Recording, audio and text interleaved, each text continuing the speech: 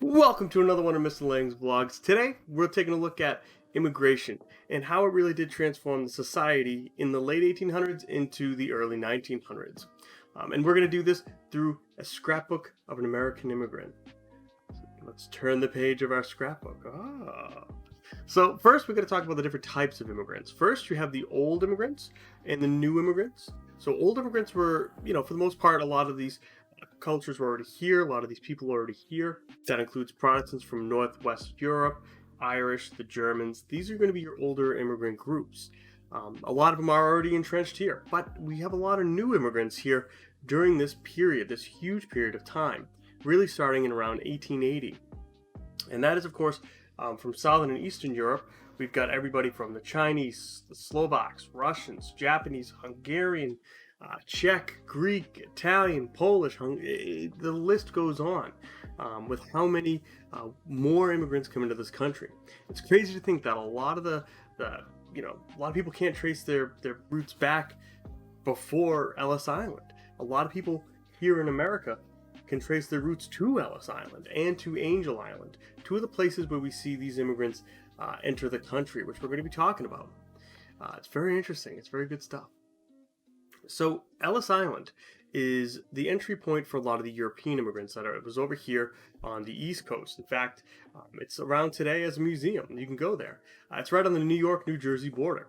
And what we see with Ellis Island is that there is they basically are going to go ahead and you'll see lines like this, but they'll also be really checking immigrants, making sure they're not sick, making sure they're not criminals, and so on.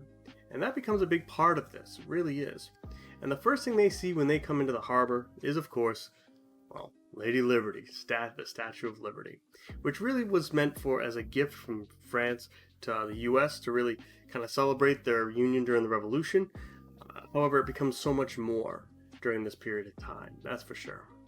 So Ellis Island really is this arrival point for European immigrants.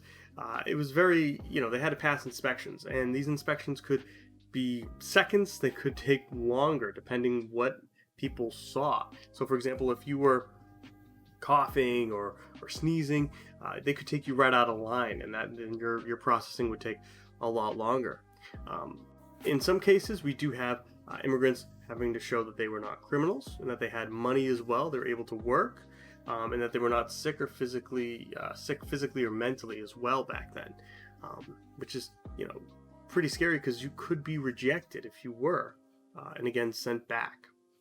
We do have from 1892 to about 1924, 17 million immigrants passed through Ellis Island. That's insane. That's insane. And again, think about how many people can trace their roots back from that, right? It's incredible. Turn the page. And so this is 1905, what Ellis Island looked like. To be honest, it really hasn't changed. If you take a look at it, it's pretty incredible. I would definitely, if you can, take a trip out there. It is incredible to see. And you could even see if your ancestors have gone through Ellis Island. It's very fascinating.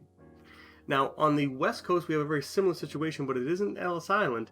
It's going to be called Angel Island, right in San Francisco Bay, actually right near Alcatraz. So Asians, primarily Chinese, are going to be arriving on the West Coast, obviously. Again, that's closer from their country. And that's where they're going to gain their admission, is through Angel Island. So definitely processing was more harsh than it was at Ellis Island. In fact, they did detain a lot more people for questioning in very horrible conditions. As you can see here, some of the buildings are still there, and they're not great. They're not great facilities. But at the end of the day, we are going to see that this is really the only entry point for Chinese to come into the country. So we start to see a lot of friction develop between immigrants and people who were natively born here, called nativists. Some immigrants tried to assimilate or become part of the culture, again, kind of become an American. Others are going to keep to themselves into these ethnic communities that we still have today. We have Chinatown, Little Italy, or in our case in Boston, North End. These are amazing communities where these immigrants could still practice their cultures, which is fantastic, which is incredible. They could still eat their cuisine that they would normally eat. That they could have their identity as Italians, Chinese, and so on. But again, committed to their own culture, a lot of them also tried too hard to become Americans.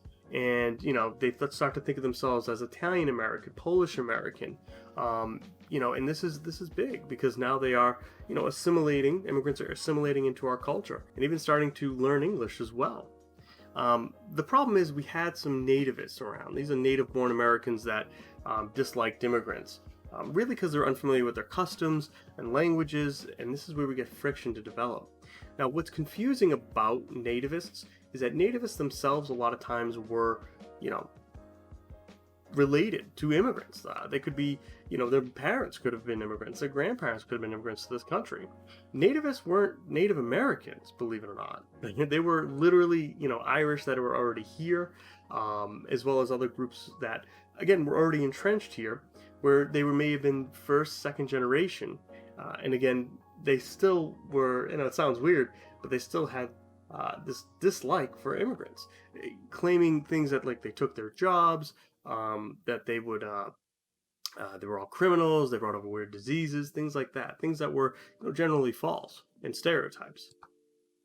So this huge influx of immigration does lead to a lot of different restrictions. Immigrants put a lot of average Americans out of work, again, nativists thought, and it is true in a way that they were willing to work for longer hours and for cheaper wages. Again, these are people who, again, have abandoned everything, left everything in their homeland, came here, and they just want to survive. So yeah, they're going to do anything they can to survive, even if it is working for not as much pay. But of course, this leads to that nativism reacting, and it does react all the way up right into the government, where the government is going to go ahead in 1882 and actually pass the Chinese Exclusion Act, where it limited Chinese immigration all the way up until 1943. Look, it even denied Chinese citizenship. As crazy as that sounds. Again, 1943 is World War II. It's crazy, but it's true. So the government itself is going to start to limit immigration here in 1882 with the Chinese.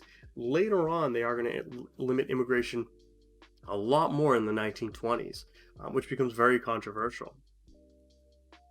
Now, when immigrants come over, they are going to go and, for the most part, populate the cities.